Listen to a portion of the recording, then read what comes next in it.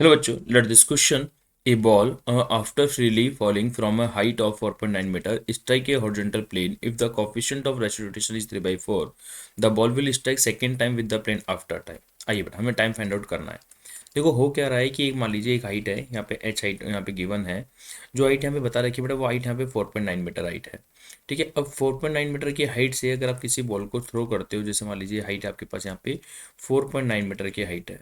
अब इस साइड से आपने यहाँ पर से किसी बॉल को थ्रो किया जिसका मास एम है, फ्रीली छोड़ा। फ्रीली का मतलब होता है इनिशियल स्पीड का जीरो होना। आपने फ्रीली फॉलिंग करी बेटा, तो बॉल क्या होगी, नीचे आके स्ट्राइक करेगी ग्राउंड से। तो ग्राउंड से टकराते समय उसकी स्पीड क्या होगी, वी होगी। फिर जब भी कॉलिजन होता है इन इलास्टिक टाइप का या परफेक्ट इलास्टिक टाइप का, तो बॉल जब वापस ऊपर जाती है, तो जो बॉल के वापस ऊपर जाते समय जो स्पीड हो जाती है, वो टकराते समय वाली स्पीड का ई टाइम्स हो जाती है। ई टाइम्स जाती है। तो ये देखो, ये फर्स्ट टाइम टकराई है, फर्स्ट टाइम कॉलिजन हुआ है, ये सेकंड टाइम कॉलिजन हुआ है। तो सेकंड टाइम कॉलिजन से बॉल ऊपर जाएगी, वापस ऊपर जाएगी, वापस से घूम करके कहाँ पर आएगी, नीचे आएगी। तो वो टाइम हमसे पूछा गया कि बॉल को ऊपर जाकर के वापस नीचे आने में कितना, मतलब सेकंड टाइम में बॉल कितने टाइम में टकराएगी बेटा।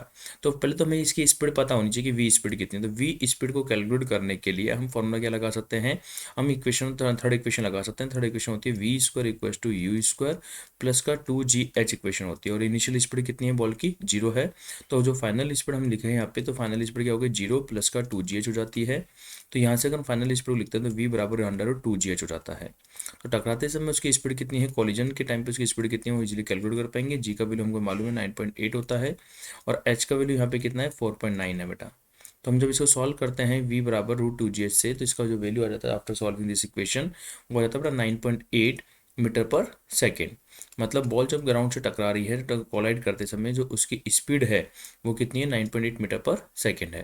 तो जो वीडियस स्पीड हो जाएगी कि बॉल कितनी स्पीड से ऊपर जाएगी, तो ई टाइम स्पीड जाएगी। ई क्या है, कोफिशिएंट ऑफ रेस्टिट्यूशन, जो कि 3/4 हमें ऑलरेडी गिवन है। ई का वैल्यू 3/4 ऑलरेडी हमें यहाँ पे गिवन है।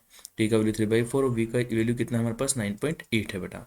तो इसको जब सॉल्व करते हैं तो जो वीडियस हमारे पास आ जाता है, वीडियस हमारे पास आ जाता है बेटा, सॉल्व करने के बाद है ना, इसको जब हम सॉल्व करेंगे तो 9.8 इंटू से सॉल्व करेंगे बेटा आप लोग।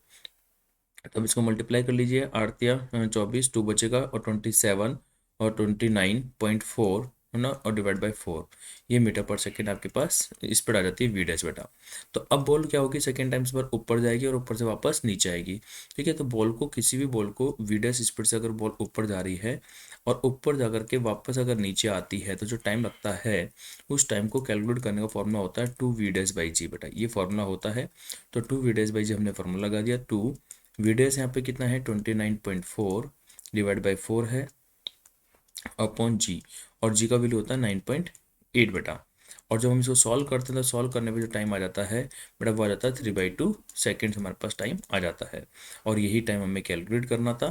तो जब इसको 9.8 को इससे काटोगे तो 29.4 से, तो ये 3 हो जाएगा, और 4 को 2 से काटोगे तो ये 2 हो जाएगा। तो हमारे पास आंसर इस 3/2 सेकेंड्स हो जाता है। मतलब इस क्वेश्चन का ऑप्शन सी एकदम करेक्ट हो जाएगा। ओके बेटा, थैंक यू।